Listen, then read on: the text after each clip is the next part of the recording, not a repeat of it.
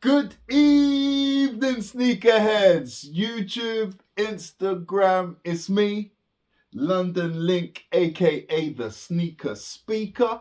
Thank you for joining me, man. This is officially the last sneaker pickup of 2024.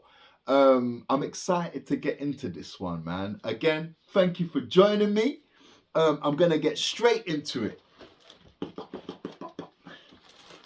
Straight. I'm gonna say this again.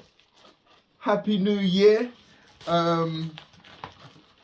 This is a special one. Like I say, it's the last pickup of the year. It's kind of a little bit stubborn, this packaging, but okay, it's not double boxed. It's not double boxed. Oh no. The box looks in good condition, however, a little fumble there. Anyway, big up Offspring. Another purchase direct from the website. Kind of surprised it's not double boxed, I'm not gonna lie. We do have a little malfunction here on the box here. I don't know if that's because it wasn't double boxed. 90-90, nah. Anyhow, let's get into the shoe. The shelf is a big clue, as always. Some nice ones up there today, I must say.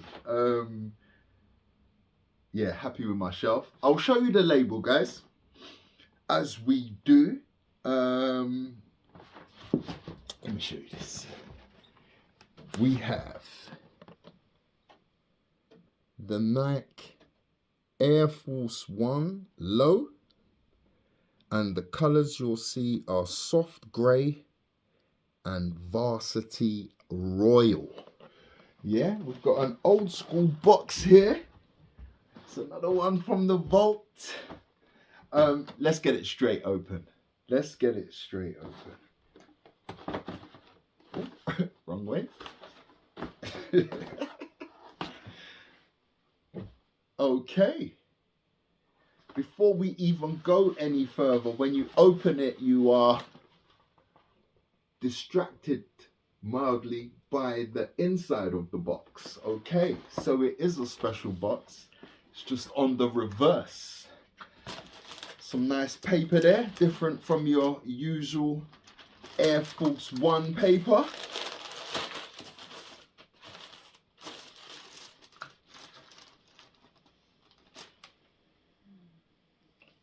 Okay then.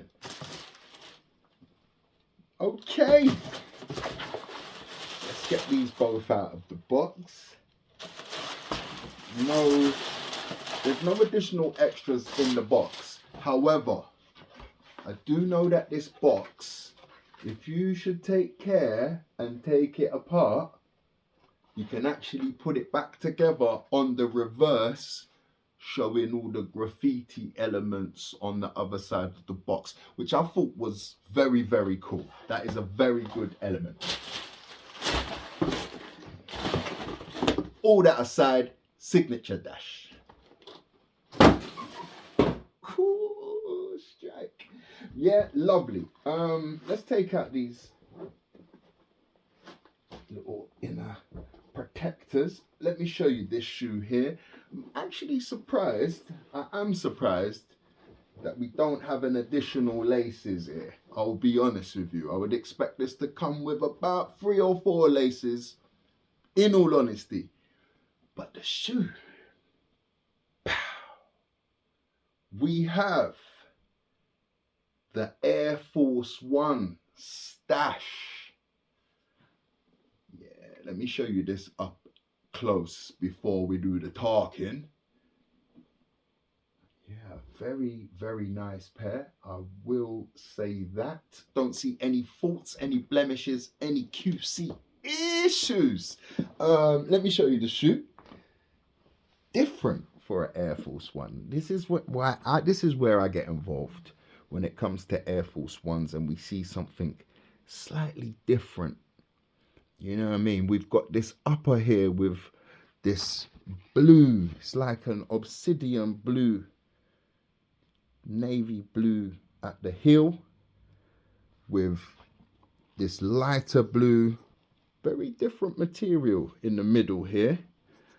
Again, a different color swoosh there with the mud guard and being in this like a mushroom.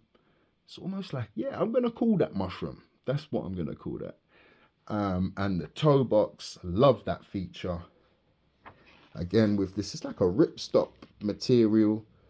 You have this different line inside the toe box. It's like a waterproof, almost like a Gore-Tex kind of material. Signature from the man himself, Stash, on the tongue label, on that leather, lovely little leather tongue panel, and the tongue itself again in this funky material, man. But the shoe is a goer. Midsole in that midnight navy too. Nike Air on the heel tab, stitched in the same blue. Outer sole there. It's a good one. It's a good one. I want to get this inner sole out. Yeah, these inner soles are very, very tacky. I don't know if I want to take this out. Sometimes they slide out, sometimes they don't. You're just going to have to see from what we can see from inside the shoe, because I'm reluctant to pull that out. But inside you can see some graffiti with the arrow and the stash elements that you would expect. But yeah, man, a groovy shoe. Not the first time we've seen it. It's a re-release from the club back in 2006. They dropped with a Airmax 95 back in 06, and they've done the same again this time. But this relationship, Stash, who is a Brooklyn-based graffiti artist, but the relationship with Stash and Nike actually goes back further than 20 years. That is a long-standing relationship. I think the first one was the BW from back in 2003. And I actually saw on Nike's website, they said that Stash was the first artist to put a spin on a Nike silhouette. If that's facts, which you would expect it to be coming off the Nike's website, but some of their stuff has been questionable before. But if that is a fact, that is a big statement. The first person, or the first artist, sorry, to put a spin on a Nike silhouette.